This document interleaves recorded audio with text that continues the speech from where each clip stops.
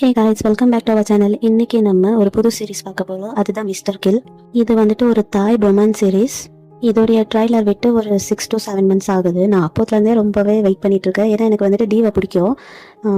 இது வரைக்கும் டியூ பண்ண சீரீஸ்லலாம் அவனுக்கு வந்துட்டு லவ்வே செட் ஆகலை, F4லையும் செட் ஆகலை, அதுக்கப்புறம் BL பர்ன் அவுட் சிண்ட்ரம் அதுலேயுமே செட் ஆகலை. இதில் வந்துட்டு டியூக்கு டீ தான் பேர். டீ வந்துட்டு இவங்க 2 பேரும் ஒரே யூனிவர்சிட்டியில் படிச்சிருக்கிறவங்க தான். 2 பேருமே ஃப்ரெண்ட்ஸ் தான். ஆனால் வெறும் ஃப்ரெண்ட்ஸா இல்லை ஃப்ரெண்ட்ஸ்க்கு மேலேயான்னு தெரியல. பட் ஆனால் இவங்க ஷிப் வந்துட்டு எல்லாருக்குமே பிடிக்கும். எனக்குமே பர்சனலாக பிடிச்சிருக்கு. உங்களுக்குமே பிடிச்சிருக்கான்னு கமெண்ட்ஸில் சொல்லிடுங்க. இப்போ வாங்க நம்ம ஃபர்ஸ்ட் எபிசோடுக்கு போயிடலாம். எபிசோடோடைய ஸ்டார்டிங்கில் நம்மளுடைய மெயின் லீடு எந்திரிக்கிறத காமிக்கிறாங்க. எந்திரிக்கும் போதே அவன் வந்துட்டு ரொம்ப பதட்டமாக மூச்சு வாங்கிட்டு தான் எந்திரிக்கிறான். அதுக்கப்புறமா ஆஸ்துமாக்குன்னு சில டேப்லெட்ஸ் எல்லாம் இருக்கும்ல, அந்த மாதிரி ஏதோ ஒரு டேப்லெட் போட்டுக்கிறான். அதுக்கப்புறமா அவன் வந்துட்டு ட்ரா பண்ண ஆரம்பிக்கிறான். அப்போ அவனுக்கு வந்துட்டு ஒரு மெசேஜ் வருது, இன்னைக்கு மீட்டிங்க்கு வந்துருங்க அப்படின்னு சொல்லியிருக்காங்க. நம்மளுடைய ஹீரோ பேர் வந்துட்டு கையே. இப்போ இவன் வந்துட்டு அவனுடைய ஆஃபீஸ்க்கு தான் கிளம்பிட்டு இருக்கான். அதோட அவன் வந்துட்டு ரெடி ஆகும்போது மிரரை பார்த்துக்கிட்டு நல்லா சிரிச்சுக்கிட்டு ப்ராக்டிஸ் பண்ணிட்டு இருக்கா சிரிக்க. ஏன்னா அவனுக்கு வந்துட்டு சிரிக்கவே வர மாட்டேங்குது அதனால. ஆனால் உண்மையாலுமே இவன் வந்துட்டு சிரிச்ச அழகா இருக்கும். சீரியஸ் தாண்டி நான் சொல்கிறேன், டியூ வந்துட்டு சிரிக்கிறது ரொம்ப அழகா இருக்கும். அதுக்கப்புறமா கையை வந்துட்டு அவனுடைய கம்பெனிக்கு போகிறான். ஆக்சுவலாக காமிக்ஸ் எல்லாம் ட்ரா பண்ணி எழுதுவாங்கல்ல, அதுதான் இவனோட ஒர்க் போல. இப்போ இவன் வந்துட்டு மீட்டிங் தானே போயிருக்கான். அங்கே வந்துட்டு எடிட்டர்ஸ் எல்லாம் இருக்காங்க. அந்த மாதிரி இருக்கிறவங்கெல்லாம் இவனுக்கு வந்துட்டு அப்ரிஷியேட் பண்ணிட்டு இருக்காங்க. உன்னுடைய காமிக்ஸ் வந்துட்டு டார்கெட்டை ரீச் பண்ணிடுச்சு அப்படின்லாம் சொல்லிட்டு பாராட்டிட்டு இருக்காங்க. அப்போ இவன் வந்துட்டு அதே சான்ஸ்னு அவனுடைய கமிஷனை கேட்குறான். ஆனால் அவங்க வந்துட்டு அதெல்லாம் தந்துரு அப்படின்னு மழுப்பி விடுறாங்க. அப்புறமா அவங்களுமே என்ன சொல்றாங்கன்னா, நான் மறக்க மாட்டேன், பட் இருந்தாலுமே நான் தான் உனக்கு சான்ஸ் எல்லாம் கொடுத்தது, அதெல்லாம் மறந்துடாத, அதிகமாக பணத்தை விட ஃபேம் தான் இப்போல்லாம் ரொம்ப முக்கியம் அப்படின்னு சொல்றாங்க. மேபி அவங்க வந்துட்டு பணத்தை தரமாட்டாங்க போல அவனுக்கு. அவனுமே அப்படியே சும்மா தான் இருக்கான். அதுக்கப்புறமா அவங்க வந்துட்டு இன்னொரு விஷயத்த சொல்கிறாங்க, இன்றைக்கி வந்துட்டு உனக்கு ஃபேன் சைன் மீட்டிங் இருக்கு இல்லையா, அங்கே வந்துட்டு நீ நல்லா சிரிச்சுட்டே சைன் பண்ணு அப்படின்னு சொல்கிறாங்க. கண்டிப்பாக நீ வந்துட்டு பணக்காரன் ஆயிடுவ அப்படின்லாம் சொல்லிட்டு இருக்காங்க. இப்போ நெக்ஸ்ட் சீனில் போலுன்னு ஒரு பர்சன் வந்துட்டு மிஸ் ஆயிருப்பாங்க போல். அவங்க வந்துட்டு ரிச் தான். 4 days ஆகுது அவங்க மிஸ் ஆகி. ஸோ அந்த கேஸ் தான் இப்போ வந்துட்டு போலீஸ் என்கொயரி பண்ணிட்டு இருக்காங்க. அப்போ நம்மளுடைய இன்னொரு ஹீரோவை காட்டுறாங்க. அவர் பேர் வந்துட்டு பேட் வந்துட்டு என்ன ஏதுன்னு என்கொயரி பண்ணிட்டு அப்படியே அந்த வீடு ஃபுல்லாக தேடிட்டு இருக்காங்க. பேட் கூட இன்னொரு ஆஃபீஸருமே இருக்காங்க. அவர் பேர் வந்துட்டு நாப். அவர் மிஸ் ஆகி 4 நாள் ஆச்சு. அதுக்கப்புறம் எந்த காலுமே வரல. நார்மலாக கடத்திருந்தாங்கன்னா காசு கொடுங்க அப்படின்னு ஏதாச்சும் ஒரு இது வந்திருக்கோம். இப்போ வரைக்கும் எந்த கால் மெசேஜ் எதுவுமே வரலன்னா அது வந்துட்டு சந்தேகமாகவே இருக்கு. பணத்துக்காக அவங்க கடத்திருக்க மாட்டாங்கங்கிற மாதிரி. இன்னொன்று, அவரை கடத்திட்டு போனவங்க வந்துட்டு அவங்களுக்கு தெரிஞ்சவங்க தான் அப்படின்னு இவங்களுக்கு ஃபீல் ஆகுது. அப்படி தெரிஞ்சவங்க இல்லைன்னா அவங்களுக்கு வந்துட்டு மயக்கமாக இந்த மாதிரியாச்சும் பண்ணி அந்த மாதிரி கடத்திருக்கணும். ஸோ இப்படி வந்துட்டு இவங்க 2 பேரும் பேசிகிட்டு இருக்கும்போது இன்னொரு அசிஸ்டன்ட் வராங்க. போல் வந்துட்டு இறந்துட்டாங்க, அவங்களுடைய பாடி மட்டும் கிடச்சிருக்கு அப்படின்னு சொல்லிட்டு இருக்காங்க. ஸோ இப்போ அந்த இடத்துக்கு தான் போலீஸ் போகிறாங்க. அந்த பிளேஸ் வந்து ஒரு மாதிரி ரொம்ப மோசமாக இருக்குது. எப்படி கொலை நடந்திருக்கோன்னு கூட அவங்களுக்கு எல்லா கெஸ்ஸுமே இருக்குது. அப்படியே அங்கே இருக்கிற பாடியை பார்த்துட்டு அதுக்கப்புறம் ஏதாச்சும் எவிடன்ஸ் கிடைச்சா அப்படியே நோட் பண்ணிக்கிறாங்க. இப்போது பேட் வந்துட்டு இதை பற்றி விசாரிங்க அப்படின்னு சொல்லிட்டு மற்ற போலீஸ்க்கு கிட்டலாம் சொல்லிட்டு இருக்கான். அந்த பாடியை பார்க்கும்போது இவங்களுக்கு என்ன தோணுதுன்னா, அந்த கொலைகாரை வந்துட்டு ஏதோ ஒரு மெசேஜ் சொல்ல வரான்னு தோணுது. இப்போ நெக்ஸ்ட் சீனில் கையவை காட்டுறாங்க. அவன் வந்துட்டு மறுபடியும் வீட்டுக்கு வந்துட்டு ஃபிஷ்கெல்லாம் ஃபுட் போட்டுட்ருக்கான். அதுக்கப்புறமா அவன் வந்துட்டு ட்ராயிங் பண்ண உட்காந்துடுறான். பட் அவன் வந்துட்டு அந்த ட்ராயிங் பண்ணும்போது சடனாக அவனுக்குள்ளேயே ஏதோ ஒரு சேஞ்சஸ் நடக்குது. அவன் ஐஸ் வந்துட்டு ரொம்பவே கோவமாக இருக்கிற மாதிரி இருக்குது. யாரோ அவனுக்குள்ளே வந்து கோவமாக இருக்கிற மாதிரி அவனுமே அந்த ட்ராயிங்கை முடிச்சிடுறான். அதுக்கப்புறமா தான் அவன் வந்துட்டு நிதானத்துக்கே வரான். அதுக்கப்புறம் அவன் வந்துட்டு ஹேமரை பேக்குள்ளே வச்சுக்கிறான். அவன் வந்துட்டு எங்கேயோ நடந்து போயிட்டு இருக்கான். அவன் வந்துட்டு கெட்டப்பு சேஞ்சாக இருக்குது. சுற்றி யாராச்சும் இருக்காங்களான்னு அப்சர்வ் பண்ணிக்கிட்டே போகிறான். ஸோ இவன்கிட்டயோ என்னமோ இருக்க மாதிரி தான் தோணுது. அதுக்கப்புறமா இவன் வந்துட்டு ஆஃபீஸில் இருக்கிற மாதிரி காட்டுறாங்க. அப்புறம் ஒரு ஃப்ரெண்ட் வந்துட்டு விசாரிக்கிறான், என்னடா கையில் காயவா இருக்குது அப்படின்னு. அவன் வந்துட்டு உடனே அந்த காயத்தை மறைச்சிட்டு, அதுவா நான் வந்துட்டு கீழே விழுந்துட்டேன் அப்படின்னு சொல்கிறான். அதுக்கப்புறமா அவன் வந்துட்டு சரிடா உஷாராக இருந்துக்கோ, அதுக்கப்புறமா அந்த கமிஷன் காசை நீ அந்த எடிட்டர் கிட்ட வாங்கிடு. அந்த எடிட்டர் வந்துட்டு அதுக்கப்புறம் ஏதாச்சும் காரணம் சொல்லிட்டு மறந்துட்டு அப்படின்னு சொல்லிட்டு ஏமாத்திட போகிறான். அவன் கண்டிப்பாக மறக்கலாம் மாட்டான். அவன் வந்துட்டு கொடுக்காம இருக்க ஏதாச்சும் காரணத்தை தேடுவான். நீ வாங்கிடு கரெக்டாக சரியா அப்படின்னு சொல்கிறான். அதுக்கு கையுமே சரி அப்படின்னு சொல்லிட்டு இருக்கான். அதுக்கப்புறமா இவன் வந்துட்டு அப்புறமா இவனுடைய டெஸ்க் வருது. அப்போ அவன் பேக்லேருந்து கரெக்டாக அந்த ஹேமர் விழுந்துடுது. அதை பார்த்த உடனே அவனுடைய ஃப்ரெண்ட் வந்துட்டு கேட்குறான், என்னடா அந்த எடிட்டரை அடிக்கலான்னு கொண்டு வந்திருக்கே அப்படின்னு கேட்குறான். அதுக்கு அவன் வந்துட்டு சொல்கிறேன் பதறிக்கிட்டே, இல்லை நேற்று வீட்டில் இருந்து தெரியாமல் வந்திருக்கோம் அப்படின்னு சொல்கிறான். அதுக்கப்புறமா அவனுடைய ஃப்ரெண்ட் வந்துட்டு அவனுடைய டெஸ்கில் கூட ஏதோ ஒரு ஆணி வந்துட்டு வந்து மேலே வந்திருக்கு போல், அதை அடிக்கிறேன்னு எடுத்துகிட்டு போகிறான். அதுக்கப்புறமா கையை காட்டுறாங்க. அவன் வந்துட்டு ரொம்பவே பயப்படுறான், யோசிச்சுட்டே உட்காந்துட்டு இருக்கான். அதுக்கப்புறமா அங்கே ஒரு டிவி இருக்கு போல், அதில் நியூஸ் ஓடிட்டு இருக்கு. அதில் என்ன காட்டுறாங்கன்னா, போலுங்கிறவங்க இறந்துட்டாங்கல்ல, அதை வந்துட்டு காமிச்ச உடனே கையை வந்துட்டு ரொம்பவே ஷாக் ஆகிடுறான். பட் எதுக்காக அப்படின்னு தெரியல. அப்புறம் அங்கே சுற்றி இருக்கிறவங்க பேசிக்கிறாங்க, ஓ இந்த ஆளு தானே இப்போ ஒரு 40 மெம்பர்ஸ் ரிமூவ் பண்ணிட்டாங்க கம்பெனிலேருந்து. அதாவது அவன் வந்துட்டு அந்த ஆள் இருப்பால, அவன் வந்துட்டு ஒரு 40,000 இல்லை 40 மெம்பர்ஸ் என்னமோ தூக்கிருப்பான் போல அவனுடைய கம்பெனிலேருந்து. அந்த ஆளுக்கு கண்டிப்பாக இது தேவைதா அப்படின்னு அவங்க பேசிக்கிறாங்க. பட் நம்மளுடைய ஹீரோ மட்டும் வந்துட்டு ரொம்பவே ஷாக்கிங்கில் இருக்கான். இப்போ போலீஸை காட்டுறாங்க, அவங்க வந்துட்டு யோசிச்சு உட்காந்துட்டு இருக்காங்க.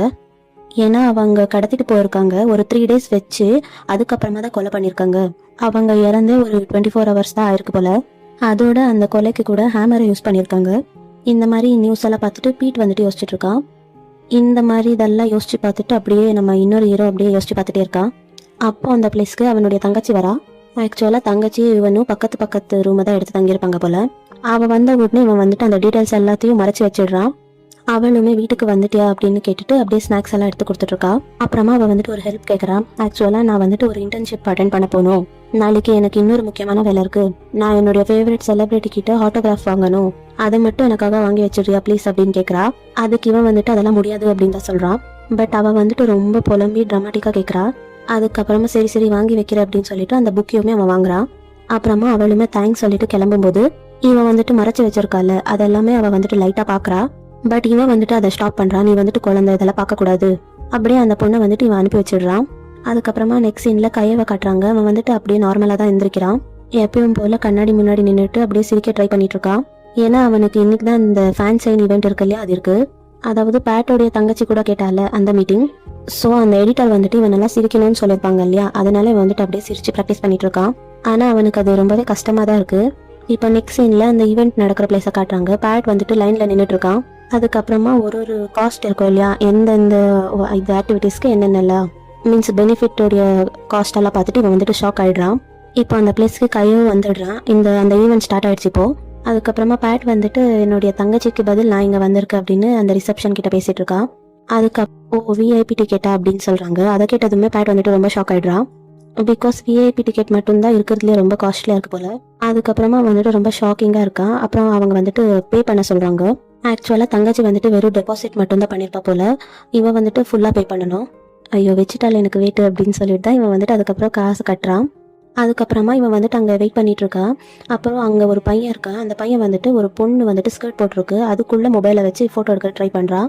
அதை பார்த்த உடனே அவன் வந்துட்டு அந்த பையனை பிடிச்சிடுறான். அந்த இடமே ஒரு மாதிரி பதட்டமாக மாறிடுது. அதுக்கப்புறமா கையுமே அதை வந்துட்டு கவனிக்கிறான். என்னாச்சு, ஏன் அவரை இப்படி திட்டிட்டு இருக்கீங்க அப்படின்னு கேட்க வரான். அப்போ அந்த பையன் வந்துட்டு விளங்கி நின்றுடுறான். அதுக்கப்புறமா பேட் கேட்குறான், நீ பண்ணதை ஒத்துக்கோ அப்படின்னு சொல்லிட்டு ஃபோனை காட்ட சொல்கிறான். பட் அந்த பையன் வந்துட்டு இல்லையே நான் ஒன்றும் பண்ணலையே அப்படின்னு தான் சொல்லிட்டு இருக்கான். அதுக்கப்புறமா அப்படியே பயந்து நின்றுக்கிட்டே அவன் வந்துட்டு சடனாக நைஃப் எடுத்துடுறான். அவன் வந்துட்டு கையை குத்த போயிடுறான். நல்ல வேளை பேட் வந்துட்டு அதை தடுத்துடுறான். அதுக்கப்புறமா அங்கே வந்துட்டு பாடி கார்ட்ஸ் எல்லாம் இருப்பாங்கல்ல, அவங்க வந்துட்டு அந்த பையனை பிடிச்சிடுறாங்க. அதுக்கப்புறமா அப்படி ஒரு சம்பவம் நடந்துச்சுல, அதனால இவங்க 2 பேரையும் ஒரு பிளேஸில் உட்கார வச்சிருக்காங்க. இப்போ கையும் பேட்டு பேசிட்டு இருக்காங்க. அப்புறம் கையை வந்துட்டு சொல்கிறா, சாரிங்க நான் கொஞ்சம் நேரத்தில் உங்களை வந்துட்டு தப்பாக நினச்சிட்டேன், நீங்கள் மட்டும் ஹெல்ப் பண்ணலன்னா கண்டிப்பாக பெரிய பிரச்சனை இருக்கும் அப்படின்னு சொல்கிறான். பேட் வந்துட்டு சொல்கிறான், அவன் வந்துட்டு போலீஸ் தானே, அதனால அவன் வந்துட்டு சொல்கிறான் இந்த மாதிரி பிளேஸில் இதெல்லாம் நடக்கிறது நார்மலான ஒரு விஷயம் தான் அப்படின்னு. அதுக்கப்புறமா அந்த பிளேஸ்க்கு ஃபோட்டோகிராஃபர் வந்துட்டு நம்ம ஃபேன் சைனுடைய ஹீரோவை, அதுக்கப்புறம் நம்மள எல்லாரையும் காப்பாற்றின ஹீரோவை ஒரு ஃபோட்டோ எடுக்கலாம் அப்படின்னு சொல்கிறான். அவங்களுமே ஓகே அப்படின்னு சொல்லிட்டு நிற்கிறாங்க. அதே மாதிரி கையை கூட நல்லா ப்ராக்டிஸ் பண்ணிட்டு தானே வந்திருப்பான். அவனுமே நல்லா சிரிச்சு அப்படியே போஸ் எல்லாம் கொடுத்துட்ருக்கான். ஆனால் பேட்டுக்கு வந்துட்டு ஒரு கட்டத்துக்கு மேலே முடியல போல, அதனால போதும் ஃப்ளாஷ் வந்துட்டு கண்ணு கடிக்குது, எனக்கு செட் ஆகாது அப்படின்னு சொல்கிறான். அதுக்கப்புறமா கிளம்பும்போது கையை வந்துட்டு சொல்கிறான், நீங்கள் ரொம்ப பெரிய ஹெல்ப் பண்ணியிருக்கீங்க, நான் உங்களுக்கு கண்டிப்பாக ஏதாச்சும் பண்ணணுமே அப்படின்னு சொல்லிட்டு நான் அந்த ஃபோட்டோஸ் கிடைச்சதுமே கண்டிப்பாக உங்களுக்கு அனுப்பி வச்சிடுறேன் அப்படின்னு சொல்கிறான். அதுக்கப்புறமா அவன் என்ன பண்ணுறான்னா பேட்டோடைய ஜாக்கெட்டில் சைன் பண்ண போகிறான். பேட் வந்துட்டு ஒரு நிமிஷம் இருங்கன்னு தான் சொல்கிறான். பட் கையை பாட்டுக்கு ஆட்டோகிராஃப் பண்ணிடுறான். இது வந்துட்டு யாருக்கும் சொல்லிடாதீங்க, என் எடிட்டருக்கு தெரிஞ்சால் ரொம்பவே கோவப்படுவாங்க, இது வந்துட்டு ரொம்ப ஸ்பெஷலானது அப்படின்லாம் சொல்லிட்டு இருக்கா. அதுக்கப்புறமா பேட் வந்துட்டு கழட்டி பார்த்துட்டு சொல்கிறான், எங்க நீங்கள் தப்பாக நினச்சிட்டீங்க, நான் இங்கே வந்ததே எங்கள் தங்கச்சிக்கு பதிலா. அதை கேட்ட உடனே கையக்கு வந்துட்டு ரொம்பவே ஷாக் ஆகிடுது. சரி பரவாயில்ல, இது வந்துட்டு கொஞ்சம் வர்த்தா தானே இருக்கும், என் தங்கச்சி கிட்ட நான் வந்துட்டு இது சேல் பண்ணிடுறேன் அப்படின்னு சொல்கிறான். அவள் வந்துட்டு என்னை ஏமாற்றி உங்களுக்கு பே பண்ண வச்சுட்டா அப்படின்னு சொல்கிறான்.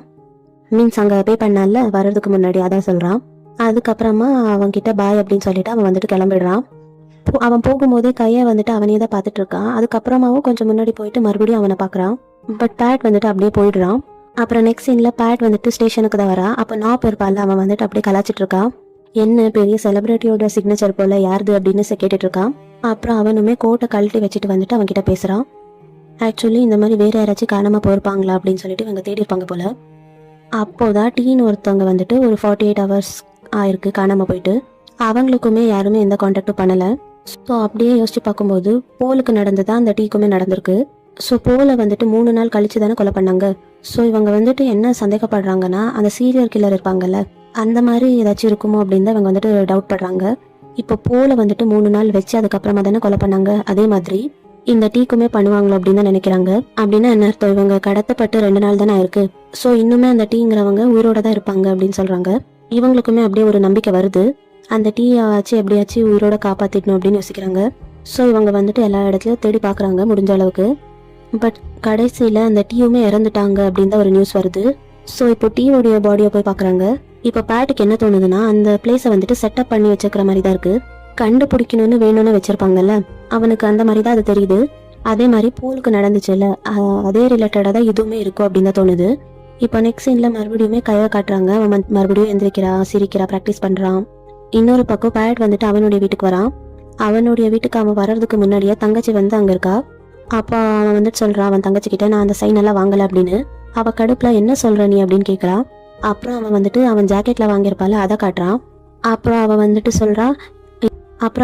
சொல்கிறா இதெல்லாம் விஐபிக்கு ட்ரீட் பண்ணுறது, இது எப்படி உனக்கு கிடைச்சது, நீ அப்படி என்ன பண்ணிட்ட. அப்படியே அவள் வந்துட்டு ரொம்பவே ஹாப்பி ஆகிடுறான். ஆனால் அவன் வந்துட்டு அதை தரலை. நீ வந்துட்டு எனக்கு ஃபர்ஸ்ட் காசை கொடு, அப்புறம் தான் நான் வந்துட்டு இதை உங்ககிட்ட தருவேன் அப்படின்னு சொல்கிறான். அதுக்கு தங்கச்சியுமே அதை எப்படி நான் கொடுக்கட்டும் அப்படின்னு கேட்குறான். இல்லைன்னா நான் இதை வந்துட்டு வாஷிங்க்கு போட்டுடுவேன் அப்படின்னு சொல்கிறான். சரி தர, ஆனால் கொஞ்சம் இஎம்ஐ ஆப்ஷன் கொடு அப்படின்னு சொல்லிட்டு அவள் வந்துட்டு அந்த ஜாக்கெட்டை வாங்குறா. அதுக்கப்புறமா அவன் வந்துட்டு இப்போ ஒரு கொலை நடந்துச்சுல்ல, அதை டீட்டெயில்ஸ் வந்துட்டு கம்ப்யூட்டரில் பார்த்துட்டு இருக்கா. அப்புறம் சடனாக அவனுடைய தங்கச்சி வந்துட்டு எட்டி பார்த்துடுறா. பட் இவன் சொல்கிறான் நீ வந்துட்டு குழந்தை இதெல்லாம் பார்க்கக்கூடாது அப்படின்னு. அவன் என்ன சொல்கிறான்னா இதெல்லாம் பார்க்கறதுக்கு நான் ஒரு மங்கால படித்தேன் அது மாதிரியே இருக்குது அப்படின்னு.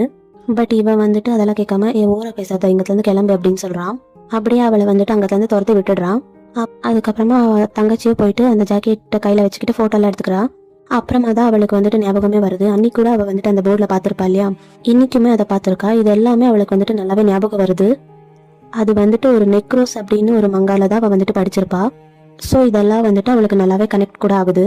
அதுக்கப்புறமா அவள் வந்துட்டு ஒரு இன்டர்ன்ஷிப் சொன்னால அந்த இன்டர்வியூக்கு போயிருக்கா. அவள் பேரை கூப்பிட்ட உடனே அவள் வந்துட்டு ரொம்பவே பதட்டப்பட்டு எந்திரிக்கும் போது ஃபைல்ஸ் எல்லாம் கீழே விழுந்துடுது. அப்போ அந்த பிளேஸ்க்கு ஒரு பொண்ணு வந்துட்டு ஹெல்ப் பண்ணுறா. அப்படின்னு சொல்கிறா, நீங்கள் வந்துட்டு ரொம்பவே பதட்டமாக இருக்கீங்க, பதட்டப்படாதீங்க, நீங்கள் வந்துட்டு செலக்ட் ஆகிடுவீங்க அப்படின்னு என்கரேஜ் பண்ணி தான் அனுப்புகிறா. அதுக்கப்புறமா இவன் வந்துட்டு இன்டர்வியூ அட்டென்ட் பண்ண அந்த ரூம்குள்ளே போகிறான். அங்கே வந்துட்டு மிஸ்டர் கோ தான் இருக்குது. கோ யாருன்னா பர்ன் அவுட் சிண்ட்ரம் பார்த்துருந்தா தெரிஞ்சிருக்கோம், நம்மளுடைய ஆஃப் தான். இவனை இதில் வச்சிருக்கிறது காமெடியாக தான் இருக்குது, ஏன்னா அந்த மாதிரி சம்பவம்லாம் சர்வ் பண்ணியிருக்காங்க, அதனால தான். ஸோ இப்போ வந்துட்டு அவள் இன்டர்வியூ அட்டென்ட் பண்ண போகிறாள். இவ பேர் வந்துட்டு ப்ரே. அவங்களுக்கு வந்துட்டு ஏற்கனவே ப்ரேய தெரிய போல. நீ நல்லா பேசினியம்மா, பட் ஏன் இப்போ பதட்டமாக இருக்குது அப்படின்னு கேட்குறாங்க. அப்புறம் இவளுமே என்ன உங்களுக்கு ஞாபகம் இருக்கா அப்படின்னு கேட்குறா. அந்த இன்டர்வியூ எடுக்கிறாள், அவன் பேர் வந்துட்டு துன். ஸோ துன் என்ன சொல்கிறான்னா, ஆமாம் நீ பேசினதில் நான் வந்துட்டு இம்ப்ரெஸ் ஆகிட்டேன், இப்போ நீ பதட்டமாக இருந்தால் எப்படி, உனக்கு என்ன தோணுதோ நீ வந்துட்டு கான்ஃபிடென்ட்டாக பேசு, இப்போ வந்துட்டு உனக்கு 1 மினிட் தர, ஆனால் உனக்கு பேச தெரியலன்னா இப்போவே கிளம்பிடு அப்படின்னு சொல்கிறான். அப்புறமா இவ வந்துட்டு நேற்று ஒரு விஷயத்த கண்டுபிடிச்சால அதை வந்துட்டு அங்கே சொல்லிட்டு இருக்கா. ஆக்சுவலாக இவ வந்துட்டு அந்த மீடியா ரிலேட்டட் பற்றி தான் படிச்சிருப்பா போல. இப்போ இவ வந்திருக்கால அது கூட ஒரு நியூஸ் கம்பெனி தான். ஸோ இவ வந்துட்டு என்ன சொல்கிறேன்னா, இப்போ ரீசெண்டாக கொலை நடந்துச்சு அதுவும், அதுக்கப்புறம் நெக்ரோன்னு ஒரு மங்கா இருக்குல்ல அதுவுமே ரிலேட்டபிளாக தான் இருக்குது அப்படின்னு அவள் வந்துட்டு அவளுக்கு தெரிஞ்சது எல்லாமே சொல்கிறா. அப்புறம் துண்ணுமே ஓகேன்னு சொல்லிடுறா. அதுக்கப்புறமா இவ வெளியே வரா. இவ வந்துட்டு அப்படியே சோகமாக வர மாதிரி தான் வரா. அதுக்கப்புறமா அங்கே ஒரு பொண்ணு இருந்துச்சுல, அவளுமே எப்படி பண்ண அப்படின்னு கேட்குறா.